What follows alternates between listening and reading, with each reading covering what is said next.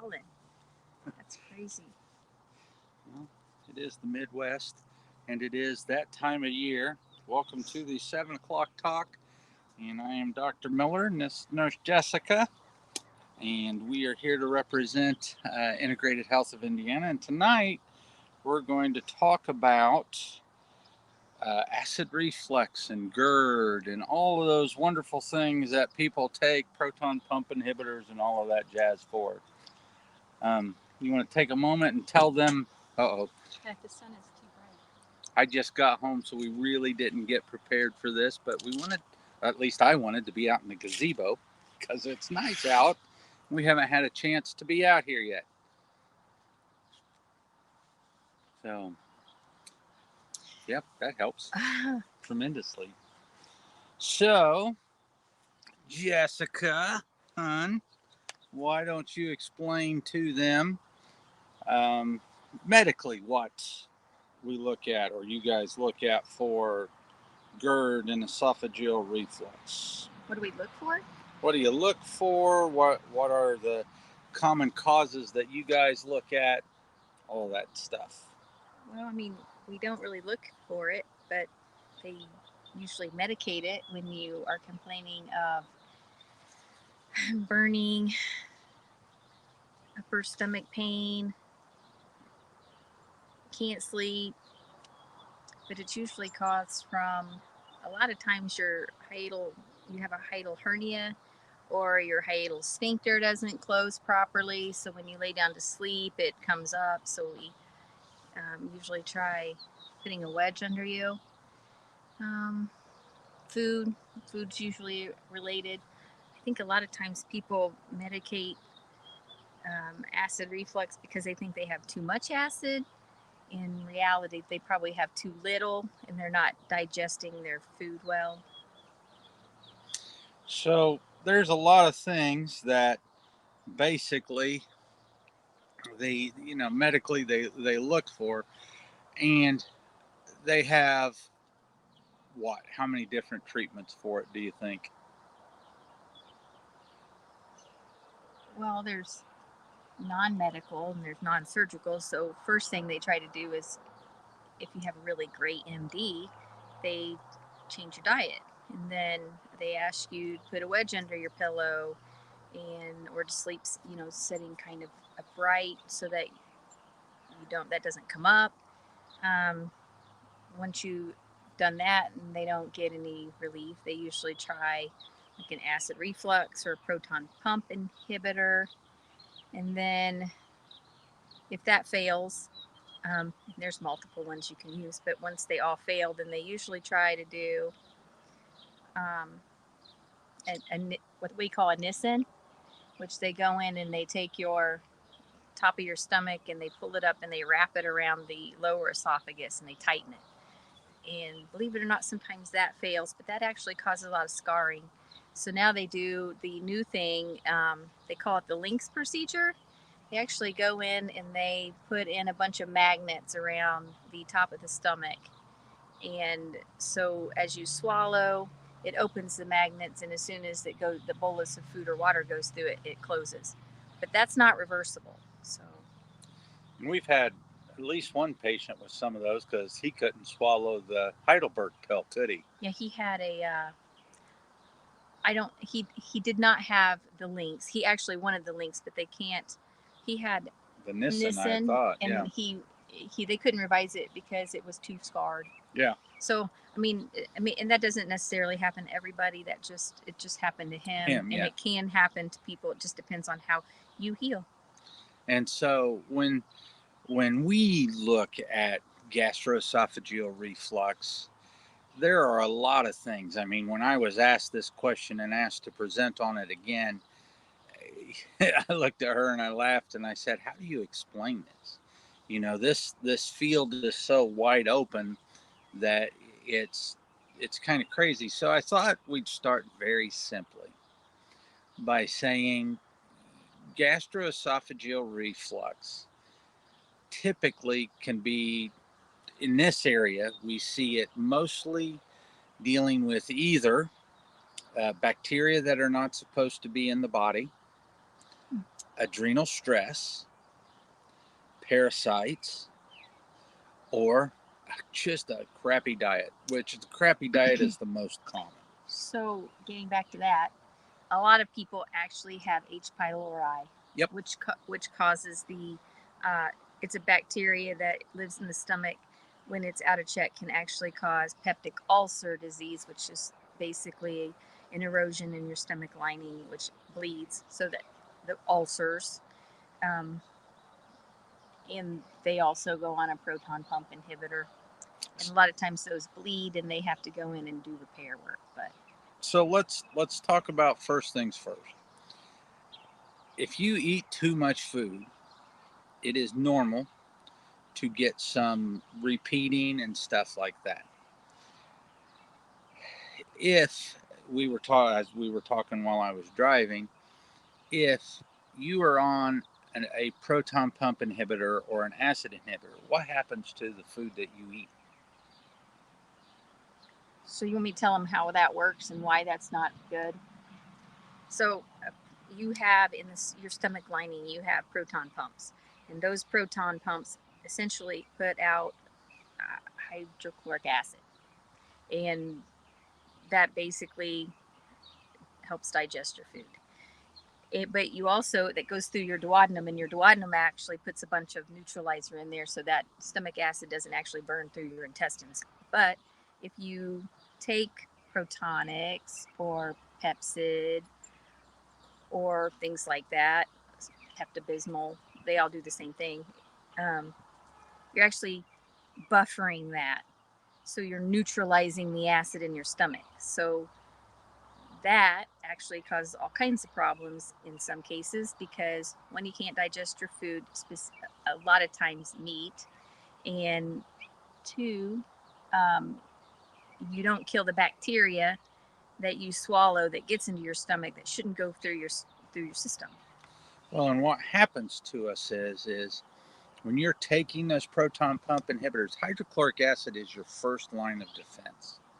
It keeps bacteria from growing. And the kicker here is when we're young, that those proton pump inhibitors and all that seems to work pretty well, and you can rebound. But the older you get, if you know anybody that has GERD or acid reflux or any of those things, what happens to them? They have to take more, and they have to take more, and they have to take more, and then eventually they're on 2 or 3. We had a patient that was on, golly, she was taking Two or Rolaids every three. day. There was, I think, three specifically. Yeah, she was on 2 prescriptions, and then she ate Rolaids incessantly in Tums. like Tic Tacs. So if I will say, if you're going to do that, at least take Tums, because Tums actually has calcium in it, and it doesn't have anything that causes your stomach lining to bleed. But you shouldn't. You should actually fix the problem. But also be aware, a lot of times, old school is people will take Pepto Bismol, because the stomach loves the bismuth part of it. But just be aware that that actually has aspirin in it, so you can actually compound the problem that you're trying to prevent. So, and typically, if I remember right, calcium carbonate is in Rolaids, and when you're taking the Aluminum. There is some calcium, but Rolaids works with aluminum. Well, you definitely don't want aluminum because that attacks the brain, and you start working on.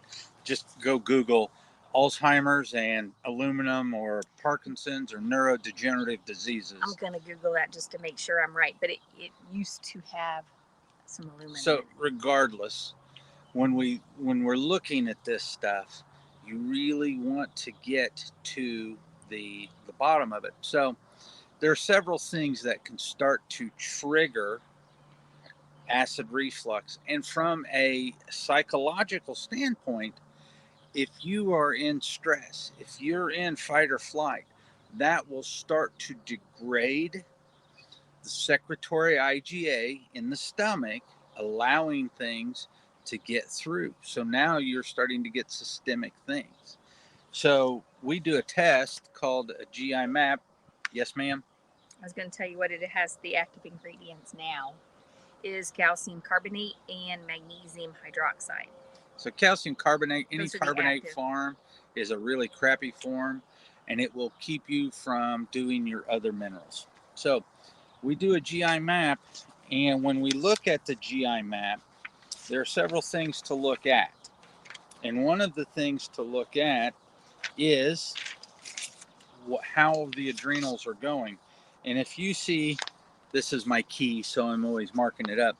But if you see secretory IgA taking a hit, then what happens is we know that there is a couple of different forms of stress, and we need to make sure that psychologically, if you have psychological stress, we got to address that. You have to have a plan in place to take care of that psychological stress, because if you never get out of that fight or flight, then rest and digest never happens. And so when you have psychological stress, that decreases your ability to produce secretory IgA, which lowers the defenses in the stomach and allows for further infection of bacteria and parasites and viri and stuff like that. And then you also slow down the system because that starts to attack the thyroid. So if you've been following us for any point in time, you've heard me talk about this link and this connection. So then if you're under stress and your thyroid's being attacked and your stomach's being attacked, you can start to get joint pain, you can start to have back pain, everything just starts to compound. The old saying, when it rains, it pours. Well, that's very true, especially as we look at that. Yes? Gaviscon now is the one that contains aluminum currently. So Just read your ingredients. If you read aluminum in there, don't take it. Yeah, Ugh. you really have to read all the ingredients too. And, don't put aluminum underneath your arms, because guess what? That's real thin skin and it soaks in and will cause other issues. But back to the GERD. So now, even if you went under a little bit of stress and you caused a problem and you've taken PPIs, if you take PPIs, that allows for H. pylori to come in and populate. And so we start a big snowball effect here where we can allow people that have problems with yeast. When you hear, oh, I got candida, or somebody has a problem with candida, if you're female and you take antibiotics and you get a yeast infection, that's an overgrowth of candida.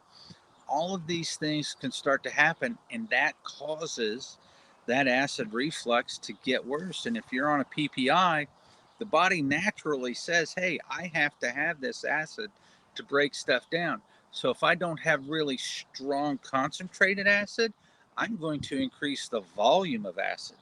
And what we see when we run the Heidelberg on people is that the hydrochloric acid is actually not too strong. The hydrochloric acid is actually weak. And we use hydrochloric acid, and especially if somebody has a H. pylori infection. H. pylori, we used to think it was an acidophile, that it loved hydrochloric acid, or yeah, that it loved the acidic environment. We know that that's not true. We know that it loves actually uric acid.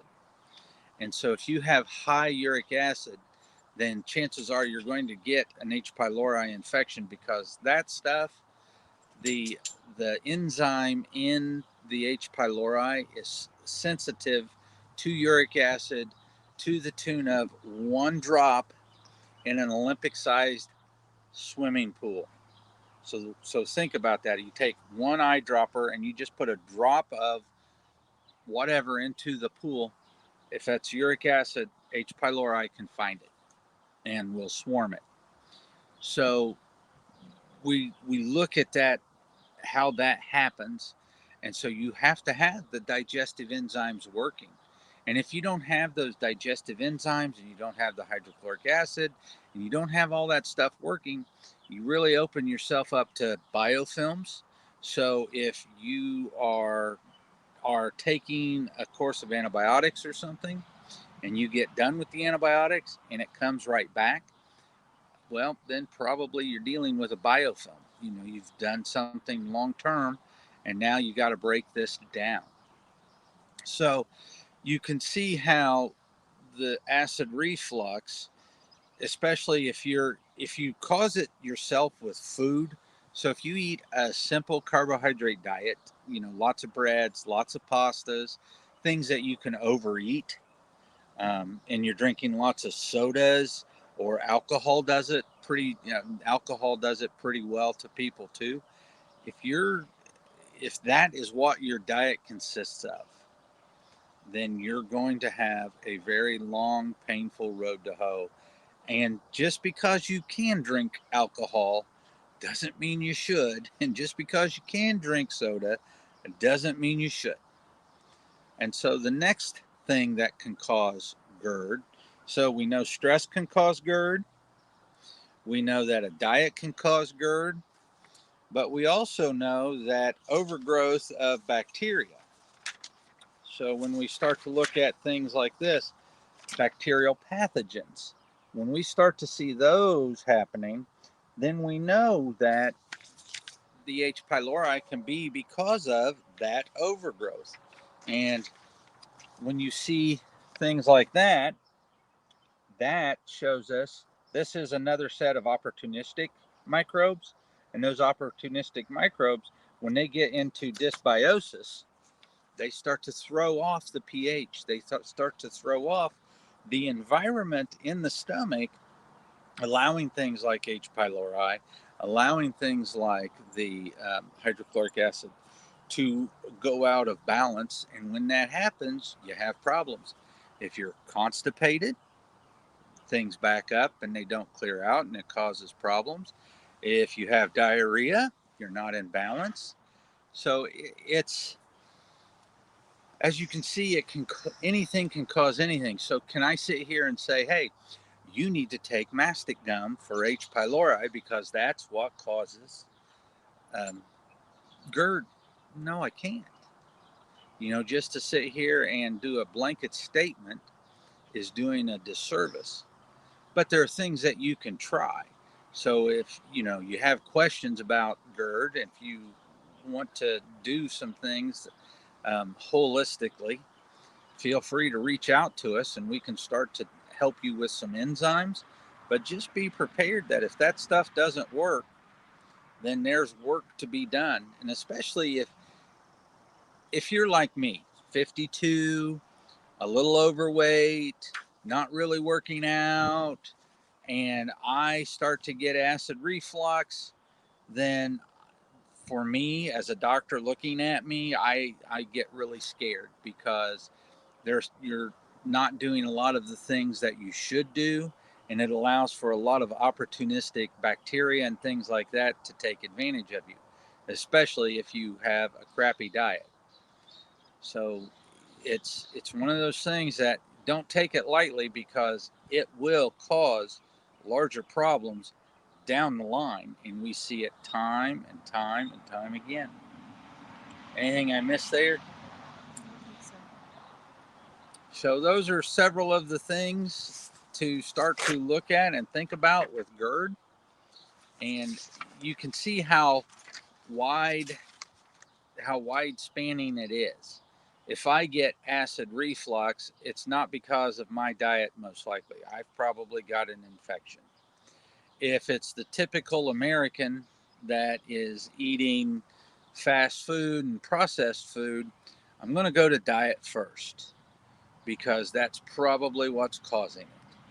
alcohol causes it most often. Yep, and alcohol. So those are the things that I start to look at. And then next is if it's not the diet, if the diet's on point, if stress is pretty good, then we really got to get in there and do some testing and see how your body is doing. So, thank you for your time tonight, and I hope you learned something. If you have questions, don't hesitate to reach out to us at Dr. Miller at Integrated Health of Indiana.com. Oops, that too is supposed to be an at. So as that posts, you can send any questions there, and we would love to help you out. Thank you.